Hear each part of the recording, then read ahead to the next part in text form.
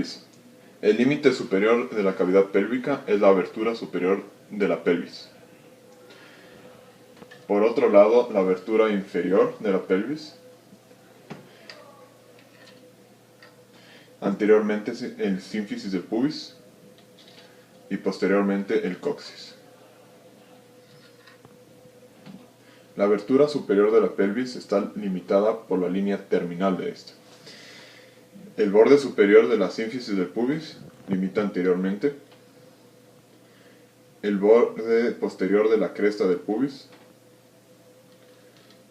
El pecten del pubis. Línea arqueada del ilion. El borde anterior del ala del sacro. Y el promontorio del sacro. En la abertura inferior de la pelvis, los límites son el borde inferior del sínfisis del pubis, anteriormente, las ramas inferiores del pubis y tuberosidad isquiática, anterolateralmente, los ligamentos sacrotuberosos posterolateral y posteriormente la punta del coxis. La estructura pélvica conecta la columna vertebral con los fémures en los muslos. Su función es sostener el peso y transferirlo desde la parte superior del esqueleto axial hacia los miembros inferiores. Está formada por los huesos coxales y el sacro. Los huesos coxales se unen en la sínfisis del pubis.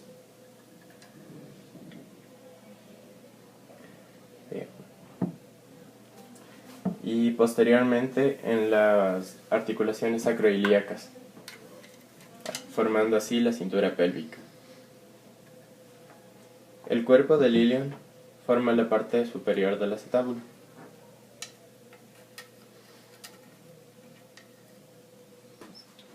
El acetábulo se articula con la cabeza del fémur. La cresta ilíaca sigue el contorno del ala entre las espinas ilíacas anterior y posterior superior. El cuerpo del isquion forma la parte posterior del acetábulo y la rama forma parte del límite inferior del agujero obturador. La gran protuberancia posterior-inferior del isquion es la tuberosidad isquiática. La pequeña proyección puntiaguda posterior, cercana a la unión de la rama y el cuerpo, se llama espina ciática. El pubis es un hueso que consta de una rama superior que constituye la porción anterior del acetábulo y una rama inferior que es el límite inferior del agujero obturador.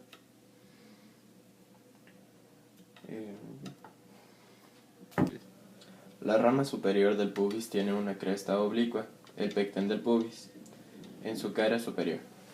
En la parte anterior está el cuerpo del pubis y tiene un engrosamiento que es la cresta del pubis. El arco del pubis está formado por las ramas isquiopubianas de ambos lados. Estas se unen en la sínfisis del pubis y sus bordes inferiores definen el ángulo subpubiano. En la porción posterior de la cintura pélvica encontramos el hueso sacro, que es la unión de las 5 vértebras sacras. La pelvis ósea está dividida en pelvis mayor y pelvis menor. El reborde óseo que rodea esta abertura superior es la línea terminal.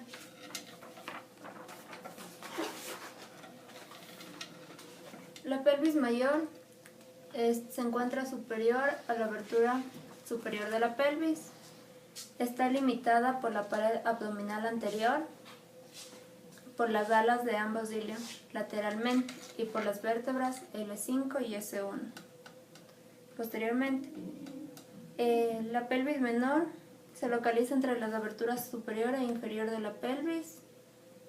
Es el lugar de localización de las vísceras pélvicas, la vejiga urinaria y órganos de la reproducción como el útero y los ovarios. Está limitada por las caras pélvicas de los huesos coxales, el sacro y el coxis. Menor se localiza entre las aberturas superior e inferior de la pelvis. Es el lugar de localización de las vísceras pélvicas, la vejiga urinaria y órganos de la reproducción, como el útero y los ovarios. Está limitada por las caras pélvicas de los huesos coxales y el sacro y el coxis. Está limitada inferiormente por el diafragma musculofacial pélvico, articulaciones y ligamentos de la cintura pélvica. Las principales articulaciones son las articulaciones sacroiliacas, que son fuertes y soportan el peso. Constan de una articulación sinovial anterior y una sindesmosis posterior.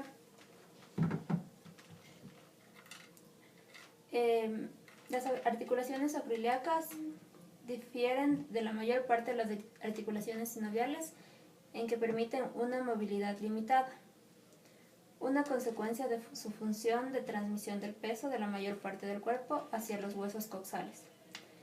El sacro está suspendido entre los huesos ilíacos y firmemente unido a ellos por los ligamentos sacroiliacos, posteriores e inferiores.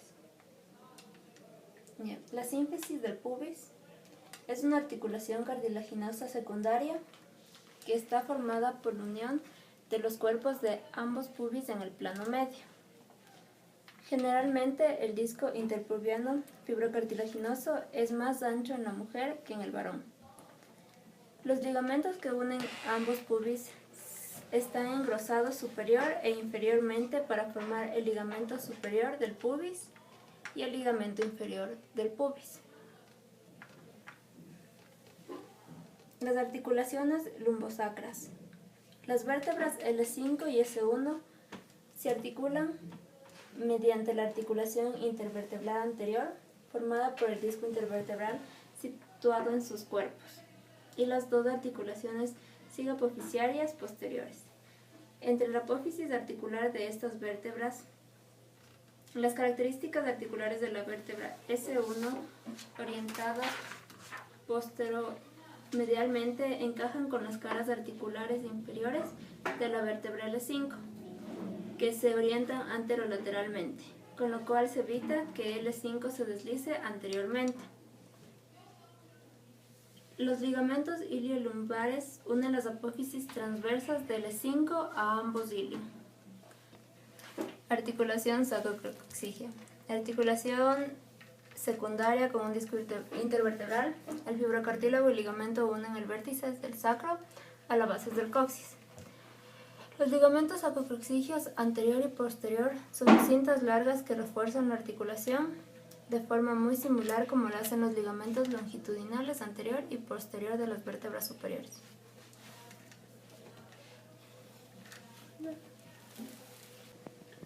Peritoneo y cavidad peritoneal de la pelvis. El peritoneo que tapiza la cavidad abdominal se continúa hacia el interior de la cavidad pélvica y se refleja sobre las caras superiores de la mayoría de las vísceras pélvicas. Solo las trompas uterinas, salvo sus orificios abdominales, que están abiertos, son intraperitoneales y están suspendidas por un meso. Los ovarios, aunque también están suspendidos en la cavidad peritoneal por un meso, no están cubiertos por peritoneo. El peritoneo crea diversos pliegues y fosas a medida que se refleja sobre la mayoría de las vísceras pélvicas. El peritoneo no está unido firmemente a la cresta del pubis, lo que permite a la vejiga urinaria expandirse entre el peritoneo y la pared abdominal anterior cuando se llena.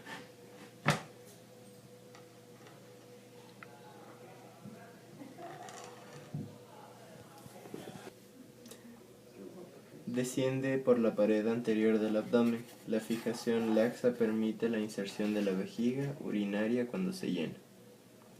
Se refleja sobre la cara superior de la vejiga urinaria cuando creando la fosa supravesical. Cubre la cara superior convexa de la vejiga urinaria. Desciende por los lados de la vejiga urinaria para ascender por la pared lateral de la pelvis, creando a cada lado las fosas paravesicales. Se refleja desde la vejiga urinaria y el cuerpo del útero para formar el fondo del saco vésico-uterino. Cubre el cuerpo y el fondo del útero.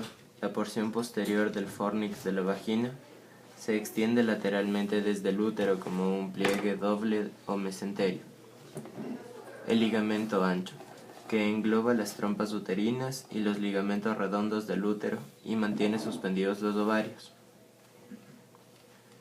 Se refleja desde la vagina sobre el recto, formando el fondo del saco recto-uterino. El fondo del saco recto-uterino se extiende lateral y posteriormente para formar las fosas pararrectales a cada lado del recto. Asciende por el recto de inferior a superior. El recto es subperitoneal y luego retroperitoneal. Engloba el colon sigmoide a partir de la unión recto-sigmoide.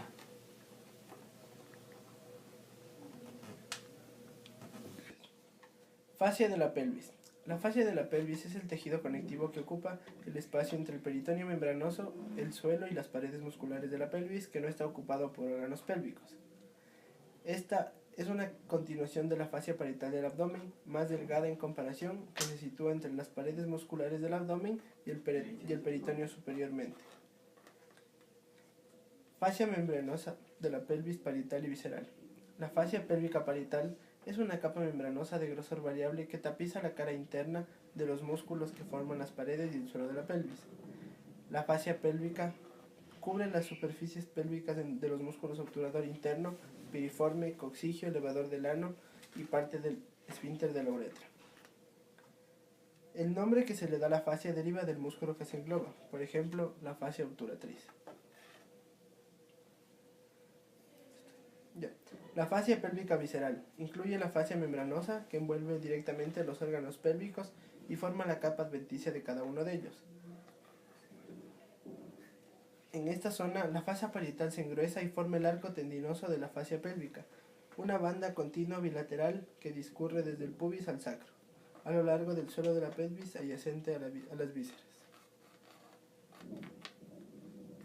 La parte más anterior de este arco tendinoso, el ligamento pubo-prostático en el varón y el ligamento pubo-vesical en la mujer, conecta el fondo de la vejiga al pubis. La parte más posterior de la banda discurre como ligamentos sacrogenitales desde el sacro y rodean al recto para fijarse en la vagina.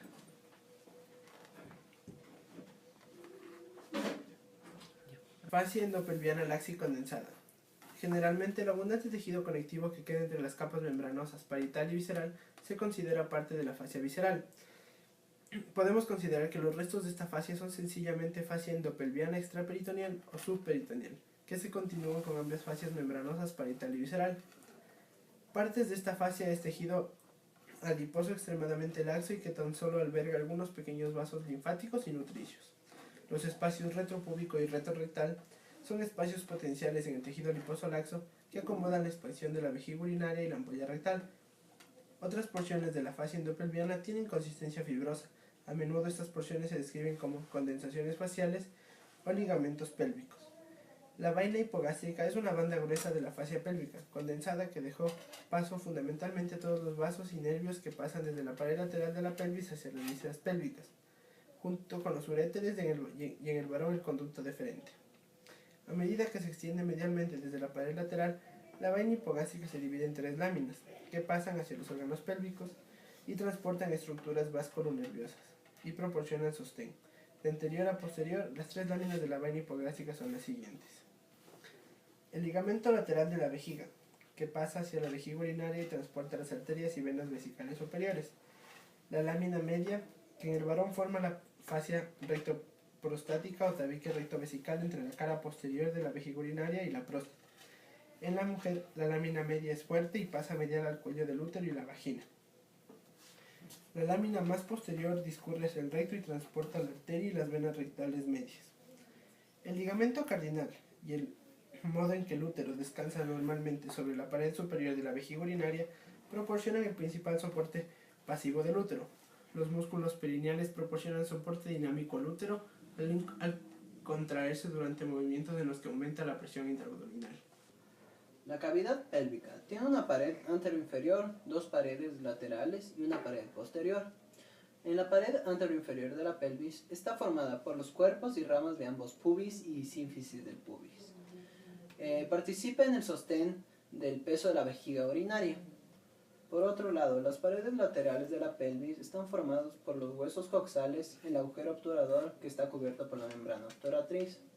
Esta está cubierta por el músculo obturador interno, el cual discurre posteriormente desde su origen de la pelvis menor, pasa a través del agujero ciático menor y gira lateralmente para sentarse en el fémur. Las superficies mediales están cubiertas por fascias obturatriz, las cuales están engrosadas para formar el arco tendinoso y proporciona fijación al diafragma pélvico.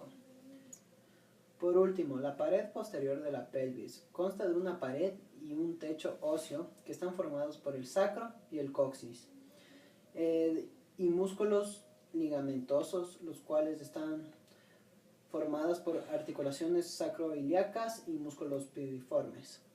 El músculo piriforme abandona la pelvis menor a través del agujero ciático mayor para insertarse en el fémur. El suelo de la pelvis está constituido por el diafragma pélvico y consta de músculos elevadores del ano y coxigios. Los músculos coxigios se extienden desde la espina ciática a la porción inferior del sacro y el coxis. En cambio, los elevadores del ano se insertan en ambos pubis, en las espinas ciáticas y en el arco tendinoso de cada lado, y consta de 3 porciones.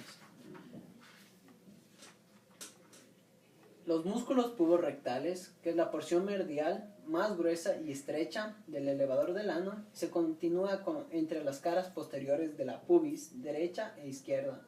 Forma una asa en forma de U, que es llamada la asa puborectal, que es fundamental para el mantenimiento de la continencia fecal.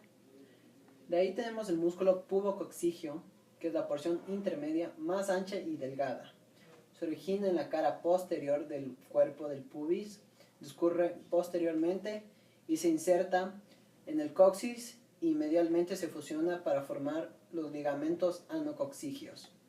Por último, el músculo iliocoxigio se origina de la parte posterior del arco tendinoso y la espina ciática es delgada y está poco desarrollada y se mezcla con el cuerpo anocoxigio posteriormente.